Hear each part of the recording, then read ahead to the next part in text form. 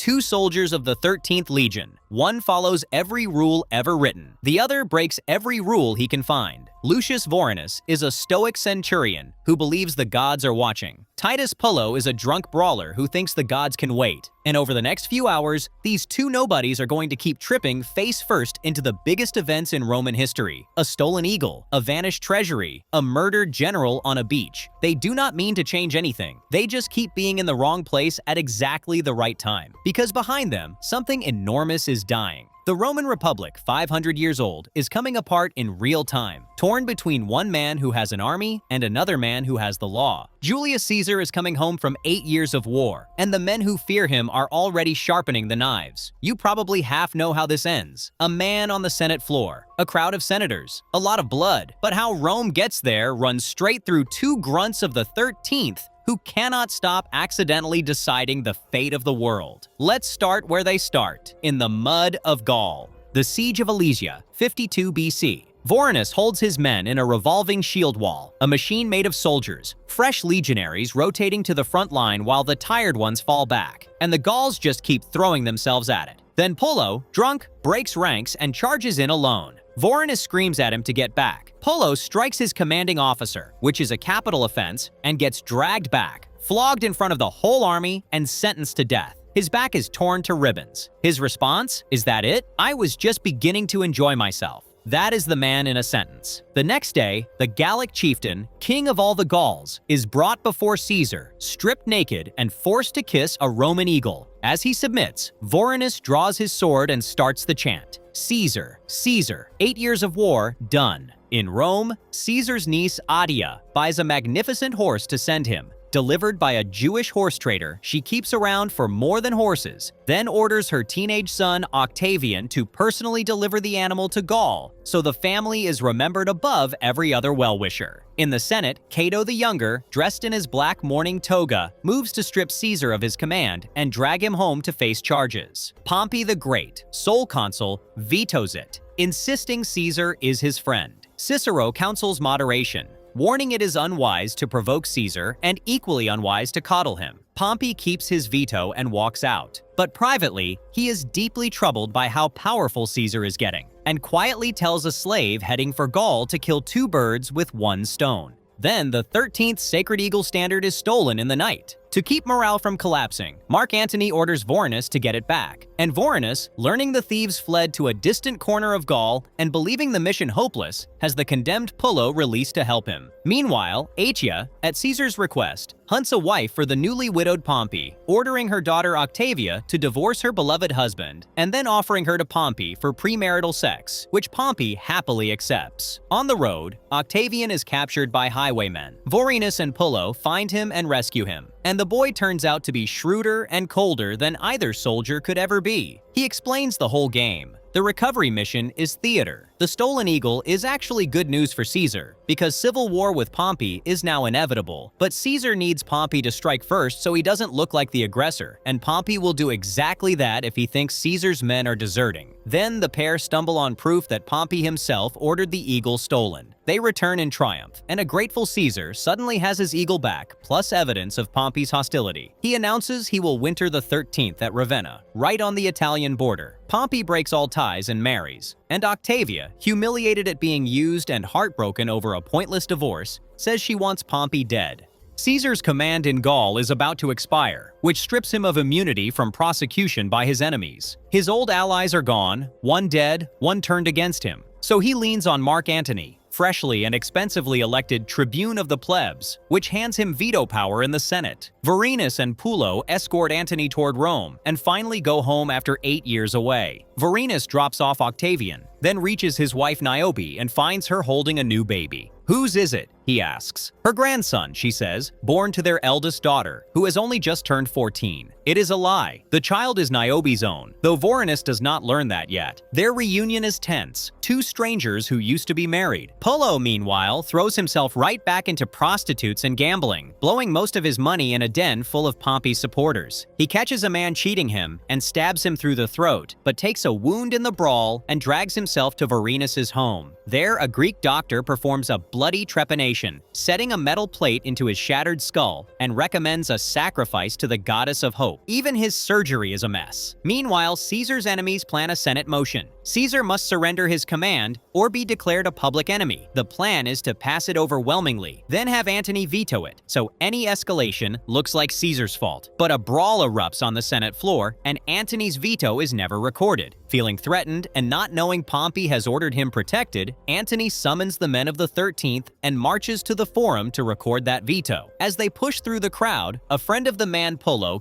lunges at Pullo with a knife. He is cut down instantly, but both mobs think Antony was the target, and a street war erupts. Vorenus and Pullo escape with Antony, Vorenus badly wounded. Declared an enemy of Rome, Caesar marches south, and in January of 49 BC, he crosses the Rubicon at the head of the 13th. There is no going back for anyone now. The civil war has begun, and as the news is cried through the city, Niobe quietly suckles the baby, confirming to us exactly what her husband must never find out. The child is hers. Caesar sends Vorenus and Pullo ahead to scout Pompey's defenses, with strict orders. Advance only until you meet resistance. Antony tells Vorenus that if there is no resistance at all, he is to nail Caesar's proclamation to the Senate door itself. In Rome, a man walks straight to the baby's crib. This is Evander, Niobe's lover, and the boy's real father. Niobe orders him out but nearly kisses him before her daughter interrupts. Her daughter thinks a confession would earn forgiveness. Niobe knows better. Under Roman law, if Vorenus learns the truth, he has the right and the duty to kill her and all the children. Pompey and the Senate learn Caesar is only 30 miles off, and their legions are useless, either raw conscripts, one unit wiped out by Vorenus' own scouts, or Gallic war veterans of doubtful loyalty. They decide to abandon Rome and retreat to Corfinium to regroup and retake the city later. As a Pompeian mob riots outside, beating the doors with a small ram, Pompey, reminded by his wife about the treasury, sends his man with a detachment to the vaults to grab as much gold as they can carry. But the cart driver stabs Pompey's man and dumps him. The soldiers mean to steal the gold for themselves. Along the road, a young woman named Irene is snatched onto a horse and made a slave. One small cruelty among many. Brutus, torn between friendship for Caesar and loyalty to the republic his ancestor founded, chooses the republic and leaves with Pompey. His mother Servilia stays behind, waiting for Caesar to return so she can rekindle their romance. Camped for the night, Vorenus, hopeless with women after 8 years at war, actually asks Pullo for advice on how to win Niobe back. And the self-styled expert delivers crude, hilarious counsel about the beating hearts of enemies and a certain button. This is the man Vorenus has chosen as his relationship coach. Still baffled by the lack of resistance, the pair cross paths with the gold cart soldiers and the bound Irene. The men explain there is no resistance because Pompey and the Senate have run. When Vorenus notices these grain wagon guards are all wearing army sandals, a fight breaks out, and everyone but the driver dies. Vorenus walks into Rome, nails Caesar's proclamation to the Senate door, and tells Pullo he is done sinning. Pullo, curious about the girl, goes back, finds Irene alive and still tied up, frees her, then peeks inside the cart's boxes. Treasury gold. As Caesar's trumpets sound, he flees with the wagon, the fortune, and the girl. Caesar has taken Rome without a fight, and Pompey is banking on Caesar's army deserting the moment they find the treasury empty. Except the team sent to grab that gold has vanished. Pompey's malevolent son Quintus, fresh from torturing the one survivor, works out that the recovery party turned traitor and ran into Caesar's 2 scouts. Convinced Caesar's men have the gold, he is sent to Rome to find it. Meanwhile, Vorenus, believing Caesar's whole campaign is illegal, refuses Antony's offer of a well-paid prefect's post. He wants to start a trading business instead. He and Niobe host a feast that goes badly. A drunken Lide, Niobe's sister, loudly berates her husband Evander, and in the scramble to silence her, the bust of the god Janus is knocked over, a bad omen. Among the guests is the Aventine gangster Erastes Fulman, a man who will matter a great deal later. As they clean up, Quintus and his hired Thracian mercenaries burst in demanding the gold. Vorenus denies everything, and Quintus's men are about to kill Niobe when Pullo arrives dressed like royalty, with Irene at his side, scattering coins to worshippers in the street. He wades into the thugs, and together, the 2 soldiers overpower Quintus and tie him up. Pullo wants to flee the country with the gold and start a new life. Vorenus orders it returned to Caesar. reminding Pullo that he has already broadcast his theft across the entire city, so hiding it now is impossible. Pullo reluctantly obeys. At a lavish dinner, with Atia fretting over Servilia's hold on Caesar, Pullo is brought in, and Caesar shows mercy to the foolish, incompetent thief, then surprises the room by releasing Quintus to carry truce terms back to Pompey. Octavian instantly sees the real move. The terms will be too humiliating for Pompey to accept, but Caesar's show of mercy will peel the other senators away from him. Caesar congratulates the boy on his sharpness, and then is struck by an epileptic fit, hustled into a closet by his slave Pasca, who refuses to fetch a doctor because the affliction must stay secret. Recovered, Caesar makes Octavian swear to the god of the underworld never to speak of it. But one of Atia's servants overhears and goes straight to her. That secret is now a weapon waiting for a hand. Now paid and blessed by the priests, Caesar sends his wife home and spends the night with a delighted Servilia. To everyone's surprise, Pompey accepts the truce. This traps Caesar, who confidently expected a refusal and now needs a reason to reject peace himself. He seizes on Pompey's refusal to meet face to face, calling it a mortal insult. The title, by the way, is Antony's phrase for no mercy once the assault has begun. Meanwhile, Atia announces she has hired Pullo to tutor Octavian in the masculine arts: fighting, copulating, skinning animals. It is a strange curriculum. Octavian is a hopeless swordsman, but takes to Pullo anyway, and Pullo confides his suspicions about Niobe and Evander. The two make a secret pact to dig up the truth without telling Vorenus, which is a genuinely terrible idea, and they know it. Vorenus's business collapses before it starts. Nearly all his Gallic slaves die of disease, and he still owes for their transport and feed. He begs the gangster Erastes Fulman for a loan, and the crafty crook, instead of lending, maneuvers him into a lucrative post as his enforcer.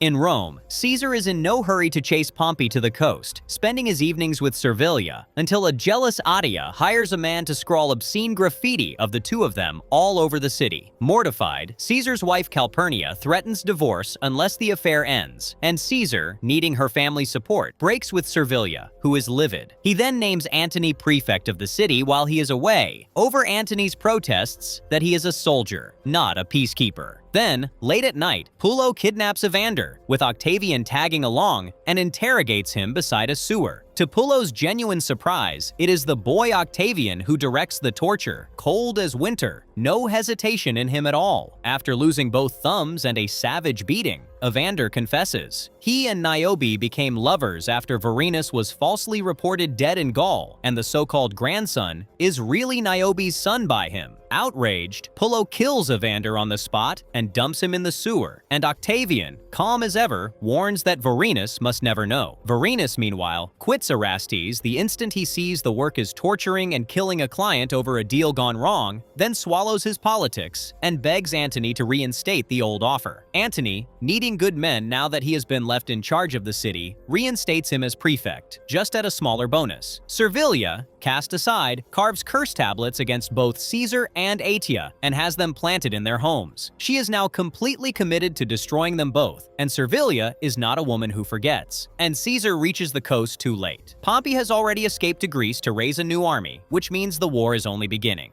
While Caesar chases Pompey in Greece, Antony governs Rome, pushing through Caesar's populist laws, including one demanding that a third of every farm's workforce be freeborn, which alarms the wealthy landowners. In Vorenus's home, Lyde has been taken in since Evander vanished, and she grates on everyone. Pullo, the man who actually killed Evander, tells Lyde her husband was killed over gambling debts by Greek men and will never return, urging her to move on. It is a lie designed to bury a body he put there himself. Lyde then turns on Niobe, calling her a thief and a whore for stealing Evander, and curses her by the Furies, vowing to keep the secret for the child's sake, but never to speak to her sister again. The family is rotting quietly from the inside, and the one man it would destroy still knows nothing. Atia, determined to make a man of her son, sends Octavian with Pullo to an upscale brothel to lose his virginity. He coolly picks a girl, hears her sad story of a murdered family, and orders her onto her hands and knees with chilling indifference. Afterward, he is unreadable, a boy who feels nothing, and if you are keeping track, this is the child who becomes Augustus. That evening, Vorenus comes home to find Lyde gone and Niobe having dutifully cooked for him. They share a rare moment of contentment, and she invites him to couple with her, saying the calendar is correct. For one night, this broken household almost looks like a marriage. Then Caesar's dispatch arrives. After Caesar reached Greece, Pompey refused battle, gathered the legions of the east, and now outnumbers him 10-1. Caesar is retreating and orders Antony to sail with the 13th at once. But one of Pompey's envoys offers Antony a province and money to betray Caesar and simply stay in Rome. Antony asks for a day to think. Atia urges the same, and after a night together, proposes marriage, so that if Caesar falls, she has protection, and Antony has her coin and nobility to make himself a king. Insulted at being asked to desert a friend of his own blood, Antony recoils and calls her a wicked old harpy. She slaps him. He slaps back. She throws him out. Atia then pivots to mending fences with Servilia, sends Octavian off to an academy for safety, and Antony gives Pompey's envoy his answer with a punch to the jaw and sails for Greece. The 13th hits heavy storms, and when Pullo blasphemes against the sea, god Triton, the storm only worsens, and the ships go down. Of course they do. Pullo insulted a god. While Caesar chases Pompey in Greece, Antony governs Rome, pushing through Caesar's populist laws, including one demanding that a third of every farm's workforce be freeborn, which alarms the wealthy landowners. In Vorenus' home, Lide has been taken in since Evander vanished, and she grates on everyone. Pullo, the man who actually killed Evander, tells Lide her husband was killed over gambling debts by Greek men and will never return, urging her to move on. It is a lie designed to bury a body he put there himself. Lide then turns on Niobe, calling her a thief and a whore for stealing Evander, and curses her by the Furies, vowing to keep the secret for the child's sake, but never to speak to her sister again. The family is rotting quietly from the inside, and the one man it would destroy still knows nothing. Adia, determined to make a man of her son, sends Octavian with Pullo to an upscale brothel to lose his virginity. He coolly picks a girl, hears her sad story of a murdered family, and orders her onto her hands and knees with chilling indifference. Afterward, he is unreadable, a boy who feels nothing, and if you are keeping track, this is the child who becomes Augustus. That evening, Vorenus comes home to find Lide gone and Niobe having dutifully cooked for him. They share a rare moment of contentment, and she invites him to couple with her, saying the calendar is correct. For one night, this broken household almost looks like a marriage. Then Caesar's dispatch arrives. After Caesar reached Greece, Pompey refused battle, gathered the legions of the east, and now outnumbers him 10-1. Caesar is retreating and orders Antony to sail with the 13th at once. But one of Pompey's envoys offers Antony a province and money to betray Caesar and simply stay in Rome. Antony asks for a day to think. Atia urges the same, and after a night together, proposes marriage, so that if Caesar falls, she has protection, and Antony has her coin and nobility to make himself a king. Insulted at being asked to desert a friend of his own blood, Antony recoils and calls her a wicked old harpy. She slaps him. He slaps back. She throws him out. Atia then pivots to mending fences with Servilia, sends Octavian off to an academy for safety, and Antony gives Pompey's envoy his answer with a punch to the jaw and sails for Greece. The 13th hits heavy storms, and when Pullo blasphemes against the sea, god Triton, the storm only worsens, and the ships go down. Of course they do. Pullo insulted a god. Vorenus and Pullo wash ashore on a tiny quay. No food, no water, nearly resigned to death. Then Vorenus spots their drowned comrades floating nearby. They lash the corpses into a raft and paddle out to sea. In Caesar's camp, Antony has arrived with only a remnant of the 13th, most of them lost at sea. Pompey's army has Caesar pinned and outnumbers him 3-1. Pompey's officers want to just wait Caesar out, but the politicians press for a glorious, decisive battle. And, exactly as Caesar predicted,